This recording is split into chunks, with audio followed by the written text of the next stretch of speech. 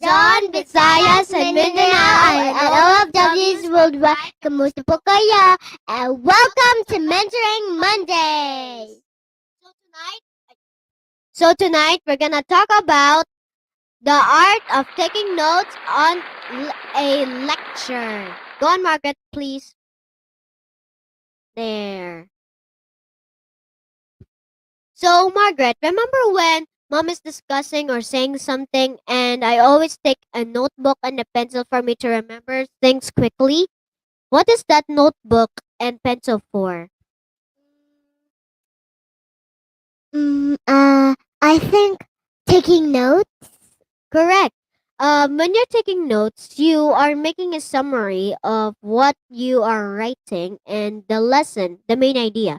Next slide, please. Hi, my name is Margaret and I'm 7 years old. Hi, my name is Marco Garcia and I'm 10 years old.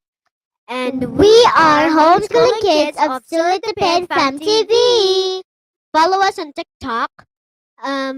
Subscribe to us on our YouTube channel. Follow us on Facebook. Follow us on Instagram. Follow us on Twitter. Tweet. Next slide, please. Uh, Objectives, what we want to get. Get good at writing up your lecture notes and you're far more likely to do in your exams and essays. So, good lecture notes record the meaning of the lecture, its general direction, and points for further study, which, when you're taking notes, you're getting the main idea of the lesson. And it forces you to think more critically about the information you're getting. And thus, it makes it easier to identify the most important elements of the lesson. Next slide, please. Wait. Your actions determine your state of mind rather than your state of mind determining your actions. Aristotle. Next slide, please. State of mind.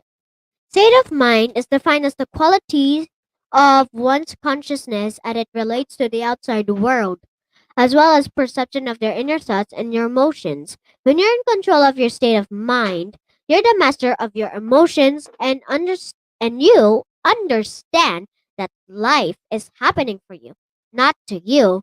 I remember it every day that when I have a problem in my life or when I'm already frustrated, my mom says mind over matter because your mind is much better than matter because matter are just non-living things or whatsoever. So your mind is stronger than the matter.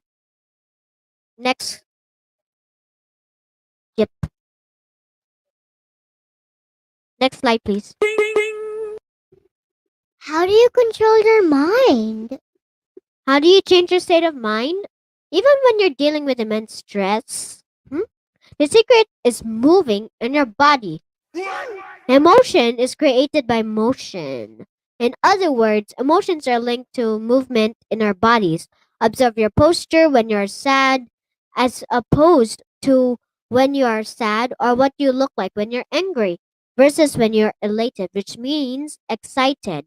Example is when we feel stressed and taking notes, we are moved or write a little, then you'll notice that you're already doing it well.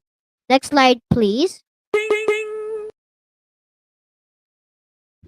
Art taking notes on a lecture. Steps and action items. Step number 1. Have one notebook for each class. Like, for example, science, math, grammar, and any other subject. This generally keeps things better organized. You'll also want different colored pens or markers so that you can make sure those important things from the lecture are represented clearly in your notes. Step number 2. You should take notes before, during, and after each lecture, okay? This means that taking notes was your preparatory reading, as well when you're listening in class and you need to review your lecture notes after the periodically after the lecture is finished. They can be done on a weekly basis, then more frequently in the lead up to any exams or essay assignments. Step number 3.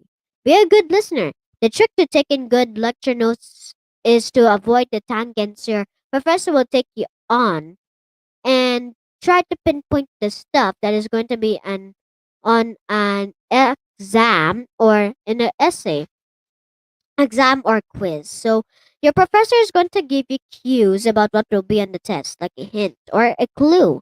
This will happen through some significant key phrases or signposts. Next, please. Signs what we write. Signs what to write. You need to know X or X might be on the test. Anytime the professor repeats himself or herself, or anything written on the floor, and anything that the professor says more loudly or with more emphasis, or should I say higher voice. And also, anytime there's a relationship, e.g., first, second, finally, anytime there are significant signposts, most significant, consequently, etc., especially. All right, there are probably more cues that your professor will use in the creation of their lectures. Careful listening will make you more into a more efficient note taker. At the end of eh, at the end of the lecture, your professor may give a summary, conclusion, or review of the material. These are the main takeaway points are likely to be important. Essay exams will be given for sure. Next, please. Review. Overview of notes.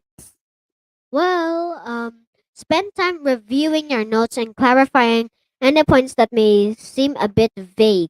After a few minutes on the same day, plus 10 to 15 minutes a few days later will be enough.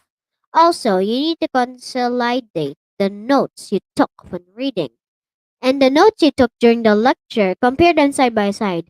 Look at the different pieces of information and try to make sense of what you have written. Organize them in a way that is logical to you. Some might call this a master outline.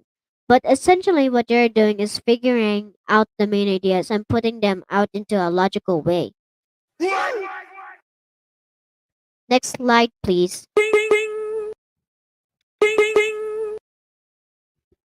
Do you have questions so far? Do you need a lift in your studies? Feel free to message or write to us in Bright Minds PH. Paalam! Paalam!